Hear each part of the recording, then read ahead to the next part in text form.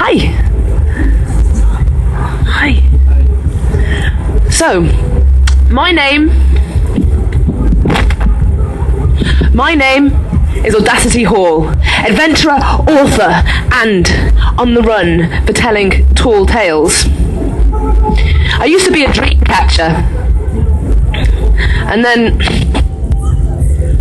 I got told off for stealing from the REM archive stories and dreams and inspirations. So they took away my feathers. So, where's everyone from? Leeds? Buckinghamshire. Nottinghamshire. Bit different. Speak up. Hey on Wye. Nice. Hey on Wye. Sorry? Worcester. And are there magical creatures where you live? Really? You're a magical creature.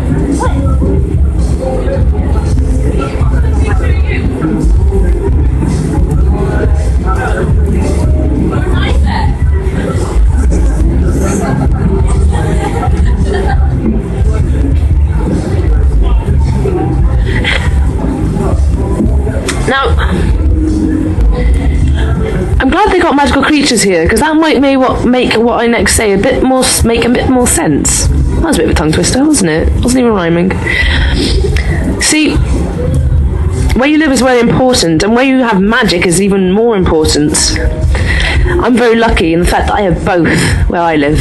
In fact, where I live, if you were to go down the road and around the corner from me, then concealed in the field at the bottom of the biggest valley you have ever seen, lived an entire family of horses all in one big herd. And this next part will sound completely absurd, but there lived this bright-eyed unicorn. And this unicorn's 16-inch glittering horn didn't really conform to the ideals of others. And despite the community motto treating everybody as your sister or your brother, so did the unicorn feel the scorn and the frustration behind his alienation. And he had but one friend, who was a one-eyed, three-legged Shetland, and he would say, "Don't worry, mate, I got your back."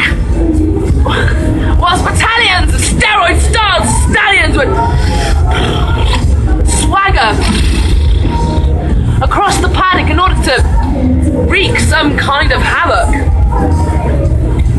And this poor unicorn, he was sick and he was tired of being picked on. So one day he packed up all of his things and he moved to London.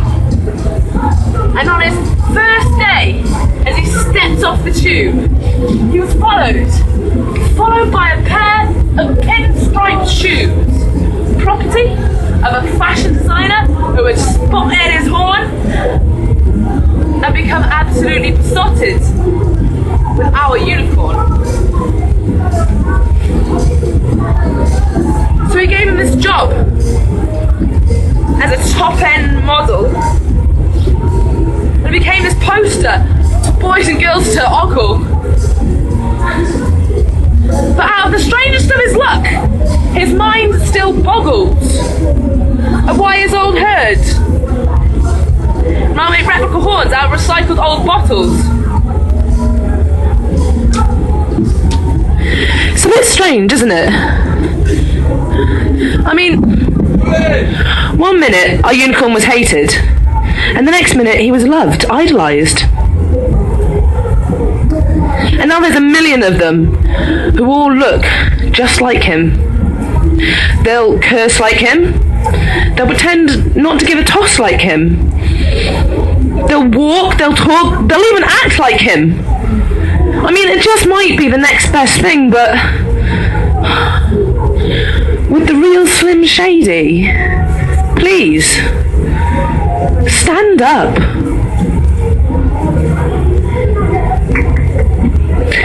And our unicorn, he didn't care.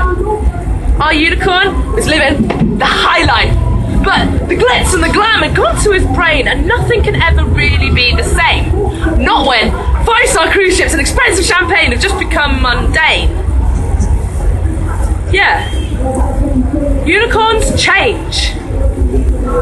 I mean, even his best friend, who was still the one-eyed and three-legged Shetland now with a prosthetic leg, said, "You're a prick!"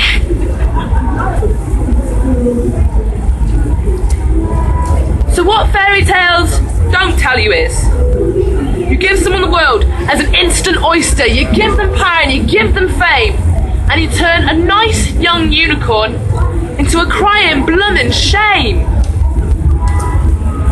Oh, I know. Not a unicorn. Our unicorn had been elevated to this king or this messiah, but little did he know that life can backfire. Especially when you've been created like some Frankenstein's monster.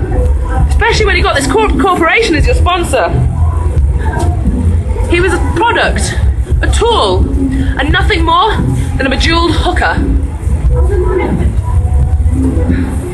People were now bored with the unicorn. They adored this duck-billed platypus who would flatter us with his shiny, sexy beak. You know, the future begins to look really bleak when this is the peak of your media hype and your primary source for Joe Bloggs' delight.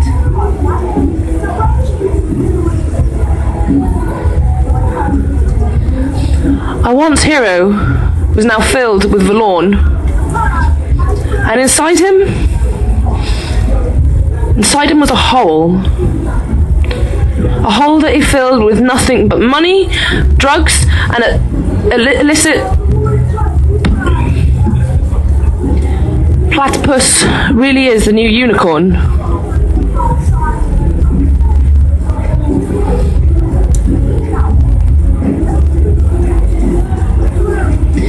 The unicorn died aged 27. He was part of that club.